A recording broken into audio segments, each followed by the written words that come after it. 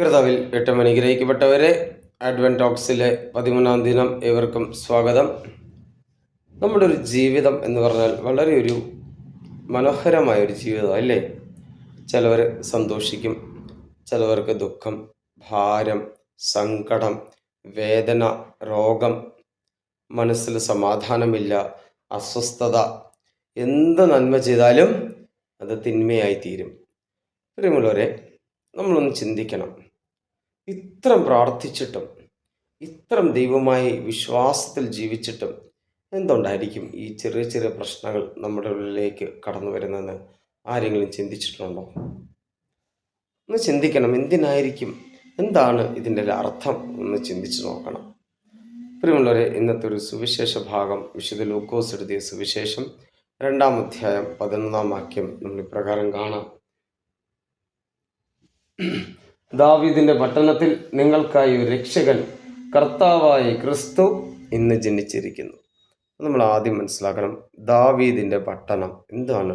What is place of David? ദാവീദ് ആയിരിക്കുന്ന സ്ഥലം. അപ്പം നമ്മൾ മനസ്സിലാക്കണം, ഈ ദാവീദിന്റെ സ്ഥലത്ത് രക്ഷകനായ ഈശോ മനുഷ്യ മക്കൾക്ക് ഒരു ദിവസം, ഒരു അടയാളം നൽകിയ ദിവസമാണ്. For example, December 25 Christmas day. അപ്പം കർത്താവിൻ്റെ ജനനം ഡിസംബർ 25 എന്നൊരു പട്ടണം നമ്മൾ വിശ്വസിക്കുന്ന ഒരു ദിവസമാണ് ഡിസംബർ 25. അപ്പം ഒരു പ്ലേസായി, ഒരു സ്ഥലമായി, ഒരു അടയാളമായി, നമുക്ക് രക്ഷയ്ക്ക് ഒരു വലിയൊരു കാരണമായി. ഞങ്ങളുടെ രക്ഷയ്ക്കുള്ളൊരു കാരണം ഡിസംബർ മാസം 25. അപ്പോൾ രക്ഷിക്കപ്പെട്ട തലം എന്താണെന്ന് നോക്കിയാൽ, പിതാവായ ദൈവം, ഈശോ, അബ്രാവും, എല്ലാ ആദവും അവ്വ, പിന്നെ വിശ്വാസികളായ നമ്മൾ എല്ലാവരും രക്ഷിക്കപ്പെടുകയാണ്. വിശ്വാസത്തിൽ പിതാവ് രക്ഷിക്കപ്പെടുകയാണ്. എല്ലാവരും ഒന്നിൻ്റെ പുറകെ രക്ഷിക്കപ്പെടുകയാണ്. നമ്മൾ ഓരോ വ്യക്തികളും ദൈവസ്നേഹത്തിൽ രക്ഷിക്കപ്പെടുകയാണ്. എന്നാൽ മൂന്നാമത്തെ ഒരു കാര്യം നമ്മൾ മനസ്സിലാക്കണം, അത് ക്രിസ്തു എന്ന നാമം തന്നെയാണ്.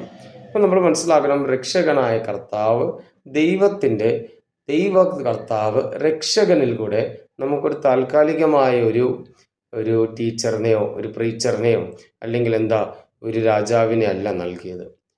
പിതാവായ ദൈവം നിരന്തരമായി സജീവമായി ജീവിക്കുന്ന, നമ്മളോടൊപ്പം വസിക്കുന്ന ഒരു രക്ഷകനായ ഈശോയാണ് നമുക്ക് തന്നത്. അപ്പം നിരന്തരമായി നമ്മുടെ ഒപ്പമുണ്ട്, നമ്മുടെ സ്നേഹം പങ്കുവയ്ക്കുന്നുണ്ട്, ദൈവത്തിൻ്റെ വിശുദ്ധി പങ്കുവയ്ക്കുന്നുണ്ട്, ദൈവത്തിൻ്റെ അനുഗ്രഹത്തിൻ്റെ പാത്രങ്ങളാക്കി നമ്മളെ മാറ്റുന്നുണ്ട്. നമ്മൾ പറയണം, 3 ജ്ഞാനികൾ പോലും തിരിച്ചു വരുമ്പോൾ, അത് കർത്താവിൻ്റെ മുമ്പിൽ വരുമ്പോൾ അവർക്കറിയാം ഈ ശിശു അവരേക്കാൾ ശ്രേഷ്ഠനായ ഒരു ശിശുവാണ്, രക്ഷകനാണ്, രാജാവാണെന്നറിയാം.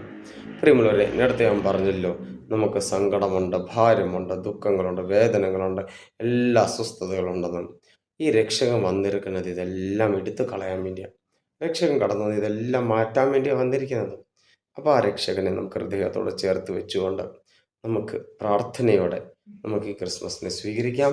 തമ്പുരാൻ നമ്മളെ ധാരാളമായി അനുഗ്രഹിക്കട്ടെ. ആമീൻ.